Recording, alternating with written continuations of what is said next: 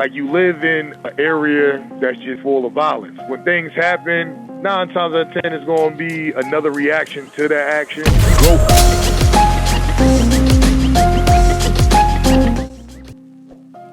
Your mama's house got shot up, a bullet ricocheted, hits you in the head. That night, did you know who did it that night? How did you find out who did it? I didn't find out until a couple of days later. You know, like being in a small town, Asbury Park, New Jersey is actually 1 square mile. So it's not a big town, right? For the most part, everybody knows everybody for the most part. So it didn't take me that long to ask a couple of questions to a couple of people that ends up selling out their friend of who actually did it. So this is why when I did see him a couple of days later, I asked him, because just because somebody gave me information don't mean that it's reliable. They could just be trying to throw somebody under the bus because they already had a knowledge of something that's ongoing. So I don't want to be that person like, all right, just because y'all said I believe it was just person. Nah, I'm going to sit here when I run into him, I'm going to ask him, and then it led into everything else. Did you end up going to the hospital that night? No, actually, the paramedics actually came to my mother's house. Somebody had called the cops, so they came here. They checked it. The middle of my head was bleeding.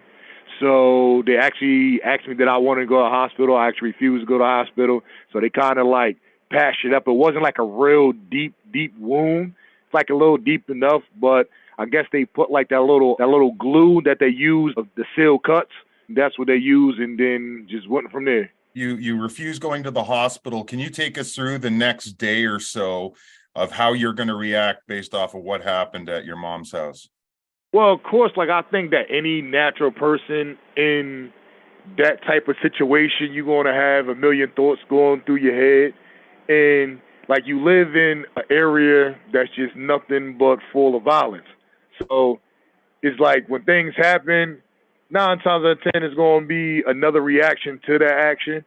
But like my next day, I sat down with a couple of my guys. We then had a couple of conversations, just trying to figure out who was behind what happened. So that was just the starting point for me. I didn't know who actually did it. So I'm not, just because I knew a group of people that we was at odds with, I'm not just going to just try to just paint everybody with a brush like, well, it had to be all of y'all, and just start going at people that was innocent in the whole situation at the end of the day. So like the next couple of days was just about just figuring out who it was, just calling different people, having conversations until I ultimately found out who actually did it, allegedly, from what I was told. Often in acts of violence like this, there's always somebody that's innocent in it. And in this instance, your mom is an innocent bystander. How is she reacting to this? I know that she was, frustrated. It's her house. Her and my dad's house got shot up, so like they didn't call for that. And it is like, okay, even if some things happen in the street, a person house, a person car, or anything don't have anything that, like, what's going on. Like, they don't have anything to do with that.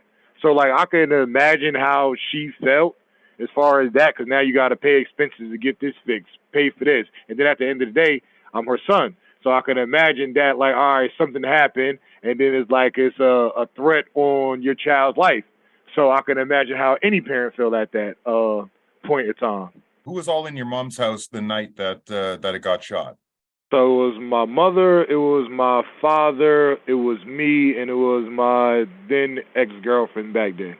So we was all in there. Was this the first time something like that happened at your mom's house, that somebody actually put shots at it? Yes, first time ever. First time happened ever.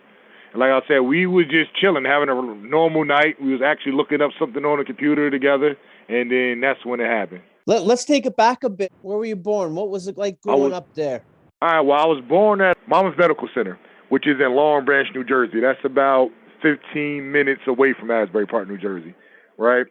So from then, like my parents, my mother and father, they've been together since they was like almost what you basically say teens, because they've been together like 40 years, 41 years, been married like 38 or 39 years to this day.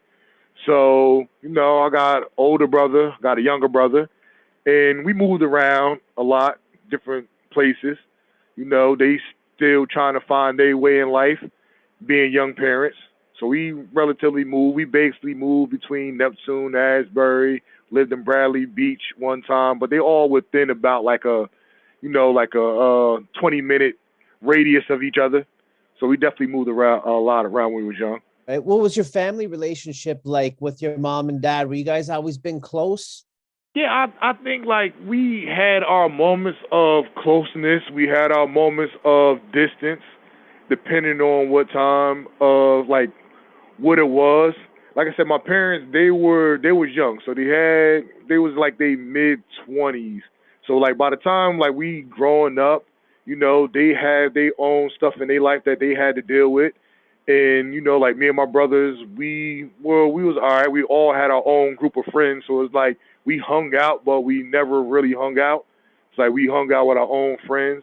Like at home, it was like relatively my parents did what they could do to provide for us at the time. It wasn't always easy. It was a struggle for the most part, but they still tried to do their job as parents the best way that they could. A lot of times when someone belongs to a gang, they're actually following in their father's or mother's footsteps. Is anybody else in your family gang related as well? And that's the crazy thing. My parents wasn't, like it was just me. It was just to me, it wasn't more so of how I assume other people say that they join different gangs, whatever the case may be, because of the lack of family or the lack of feeling alone or just needing support and all that. I think my choice was a lot different.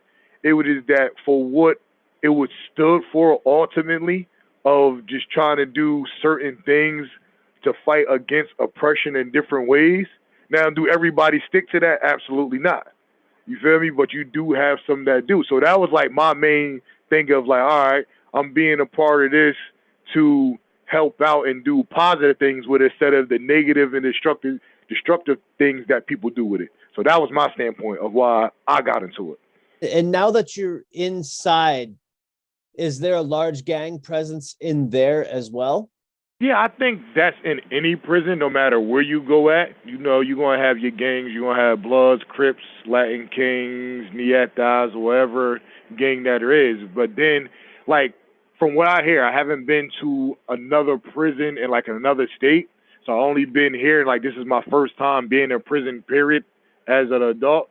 So our culture over here is completely different than from what I hear it is. And let's say, like, California, Arizona, where like everything is more segregated based on race. Over here is not like that. Over here, everybody mingle with everybody. It's more about like who you choose to be friends with. So do you have a gang presence? Absolutely. And even with that, you can be in one gang and be cool with somebody that's in a whole completely different gang. And it's nothing. Y'all just friends.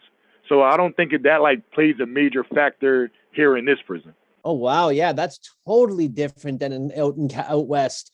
It's segregated. You can't even speak to a different member or a different race even. Yeah, that's why I hear a lot. Like over here, it's completely different. You basically co-mingle with whoever you want to be with. You got certain units that's like you have bunkies. You could be a bunkie with whoever you want to be. Like people mesh together, whether it's based on race, affiliations, religion, or just certain interests that you might have an interest in something that somebody else might have, and y'all just become cool over that. So over here is definitely completely different than it is from what I hear in a lot of other prisons. Shawn, would you be able to take us through the day of your arrest and being your first time, never being in prison? What's going on, when you're walking through those doors for the first time?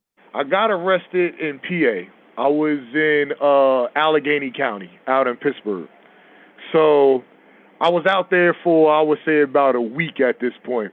And I was sitting here, like, going over everything. I found out that I'm a suspect in this case. Like I said, I'm originally just charged with the murder case. So I'm sitting here going through my mind, like, all right, what's my next move? So, I just wanted to make sure that I had everything situated before I was going to come back to Jersey, turn myself in, and go through whatever process they had. So on October 24th, it's 4 o'clock in the morning. I've been up majority of the days that I was out there. So, I'm just thinking about a lot of stuff. I ain't really getting sleep, maybe an hour here, 2 hours there. and it's about 4 o'clock in the morning, and I finally just probably went to sleep at around like 2:30ish. And the room that I'm in, the window is open, but it's a screen, and I happen to wake up, and all I see is nothing but like flashlights. It looked like it was probably like 20, 30 flashlights. So in my mind, I already knew that was the police. I knew that was probably the marshals that was coming to get me. And so I hopped up out of bed. It's in October. It just snowed out there. I had some. You have 60 seconds remaining. A pair of shorts on. They come rushing in the house. I try to go in another room. I hide under the bed. They bring me out. I got maybe like 4 shotguns to my head, like 5 other handguns to my head. They tell me not to move as they cuffing me. So this is where I'm at. And then they walk me out of the house just like that. No clothes on, nothing. Dead winter over there in Pittsburgh. They take me to a federal building, and this is where they do their interrogation about everything, asking me what happened, that basically I'm in this murder, and asking me a whole bunch of questions. So, I'm sitting there for about maybe close to an hour, and then I'm telling them, I don't know what you're talking about. Then we get to about like an hour in. The girl I was with, she was there too, interrogating her in a whole nother cell. She's not saying anything. But I know that they got my identification because they let me know they had my identification based on the witness, Brian Wilson, that I told you about earlier, that was out there. So then I just went and told them how everything happened in self-defense. And I explained it to them, and that's when we went from there to putting me in a holding cell. I was there for maybe about a week before they extradited me back to New Jersey. And then that's when I started the formal process of going to court and everything over here in Jersey. What is your self-defense laws there? The self-defense laws in New Jersey are actually kind of different. Like, you do have a right to defend yourself. Like, a lot of people, when I was growing up, used to say that, like, over here in New Jersey, we don't have self-defense law, but, like, going through this process, I learned that we absolutely have self-defense law. So it's like a couple of points that you got to hit when it comes to the self-defense laws over here in Jersey, as far as defending yourself, like using the same or equal force that somebody is using against you. So you're allowed to do that. You don't have to retreat if you feel that you are in immediate danger, right? So, matter of fact, hold on, while we speaking, I actually got the paperwork, so I'm just going to read to you the self-defense law of what it is. According to the state, when it comes to justification of self-defense, you got to meet 4 criteria. Right, the person reasonably believes that he or she is protecting himself or herself against unlawful force. The second point is the person reasonably believes that he or she has the right to use force. The third is the person reasonably believes that the use of force is immediately necessary. And the fourth is the person reasonably believes that he or she is using a force to protect him or herself. So that is the actual 4 points that you have to reach when it comes to self-defense. It is apparent you're defending yourself, and yet here you are talking to us from prison. The prosecutor tried to paint a picture that it was gang-related. We was going back and forth. One of his friends admitted now in the affidavit that when I had ran, he went to his friend's aid and took his friend's cell phone, drugs off of him, and his gun, so the police won't find it.